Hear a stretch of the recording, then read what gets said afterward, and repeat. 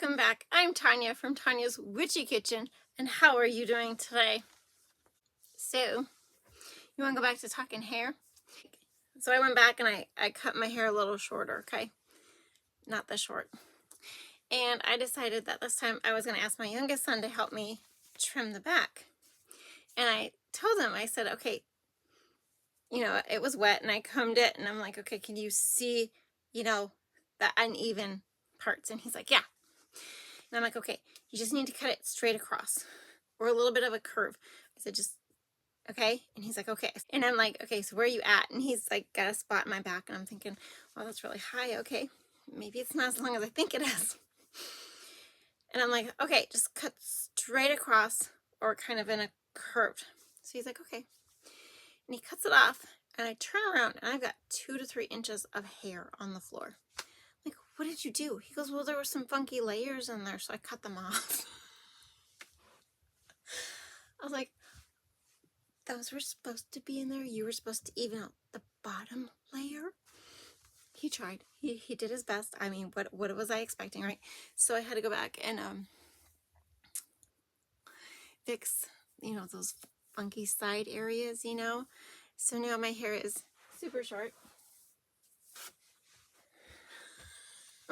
It needed it. Honestly, it really needed it, but it wasn't exactly what I was planning, you know, at this point, but it's okay. It's totally okay. And at least he was willing to be like, okay, if I screw up, you know, what is she gonna do? But anyway, I mean, my husband, you know, like when the girls were little, and then I think it was just my oldest son that was, he's like 3 or 4. And my husband was like, yeah, I'm gonna let the kids cut my hair. Well, you know, dude, right? So he gave him the shaver. But I mean, that's what he wanted. So it was like, but they thought it was really cool that they got to cut Dad's hair. Yeah. But anyway, today you gotta have a salt bar. You gotta have a salt bar, right?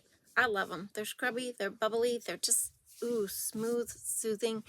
And that's what we're doing today. We're doing the Minty Mango salt bars. So 3 things. Dream big. Be true to you. You are worth it.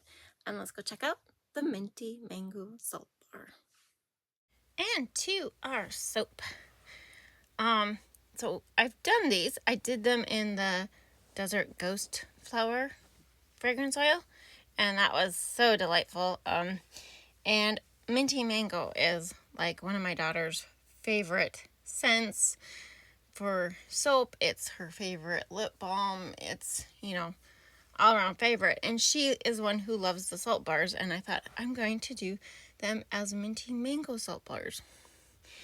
So it's, the lye water is 100% aloe vera juice. And then it's 70% coconut, 10% castor, 10% tallow, and 10% butters is what my recipe is. And in the oils, okay, so directly in the oils, and that's a blended fragrance oil. I'll just tell you that since I'm putting it in. It's coconut milk powdered, kaolin clay, and colloidal oats. Those are all in the salt bar. And you don't need pumice in here because the salt does all the work, let me tell you.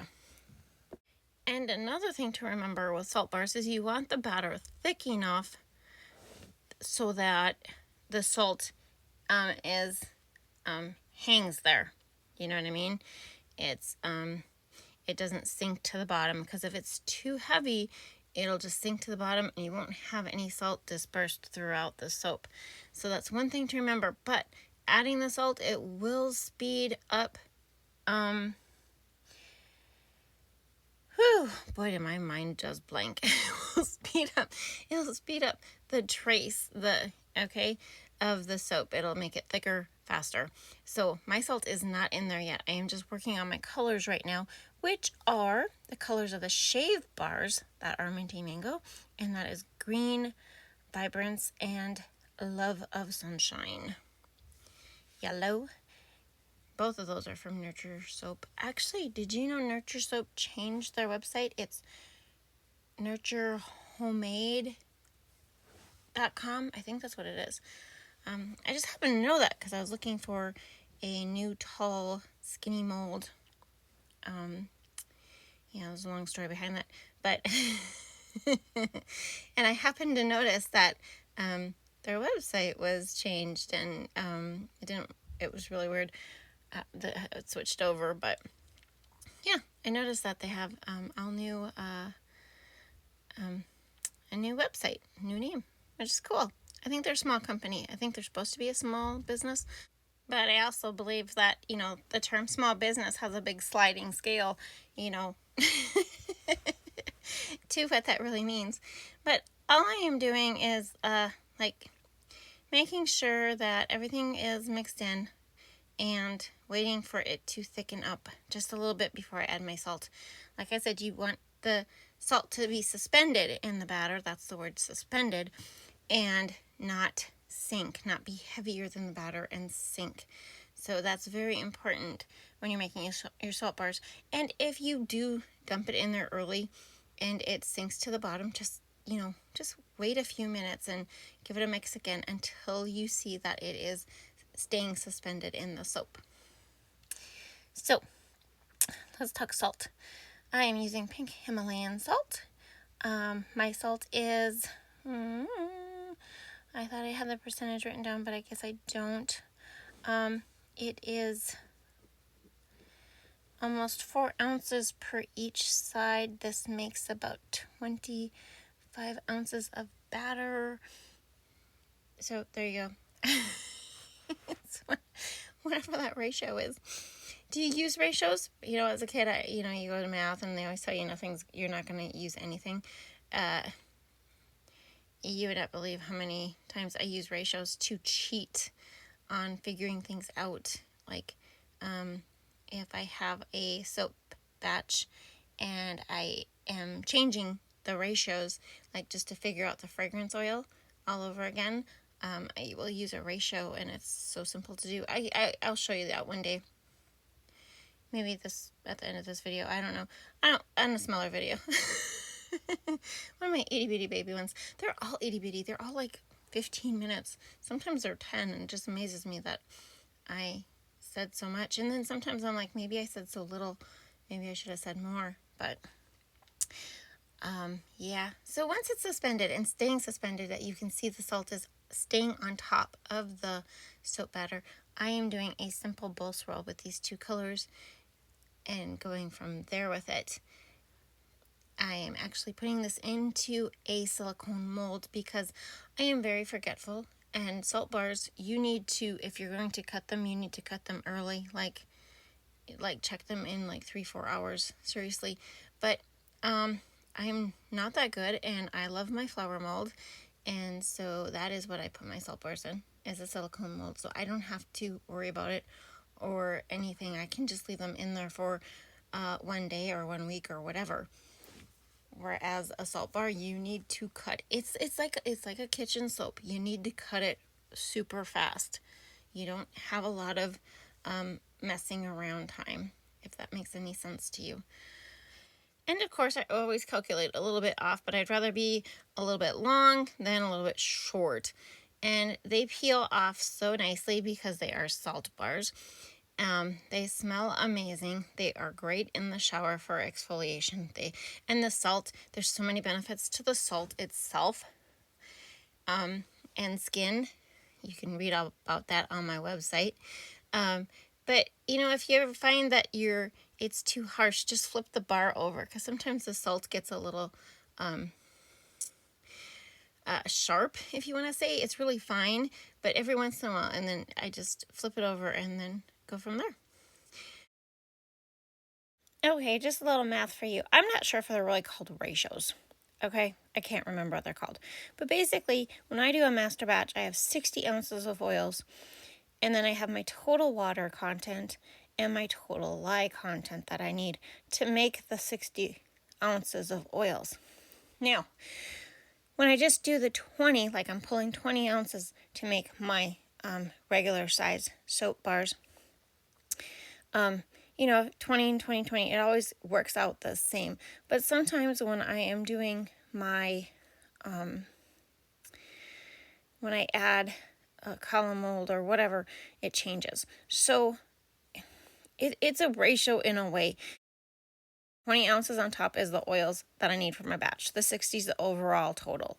So to find the amount of water I need for the 20 ounces, I take the full water content of 22.8 and I just take the 20 times the 22.8, divide it by the 60, and I get 7.6, which is exactly what I need for a 20 ounce batch. Okay, so to figure out the lye, I do the same thing. You have to keep your numbers the same though. That whatever goes with the 60 ounces of oils has to go on the bottom. And then you just cross multiply basically. 20 times 8.47 divided by 60, and I get 2.82. So I'm going to speed this up a little bit so you don't have to watch.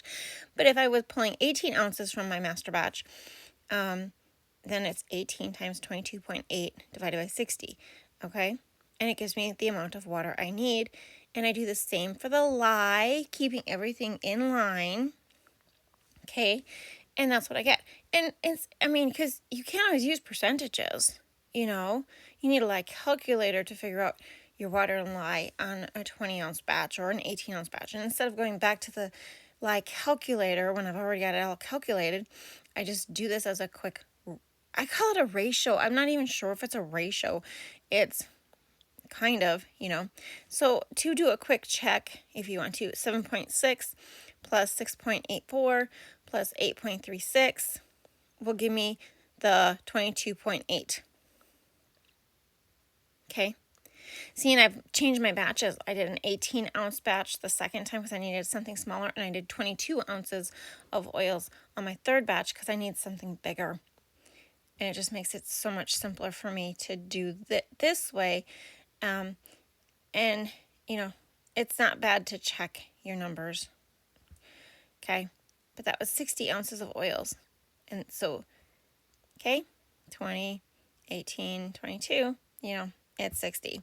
And so this is just my cheat sheet to, instead of going to the lye calculator, or I do this for fragrance oils when I'm just upping the batch or lowering the batch. And here are the fragrance notes for this yummy bar. Here's the bars right after I took them out of the mold. And here are the bars after they've had time to cure. They're still so pretty.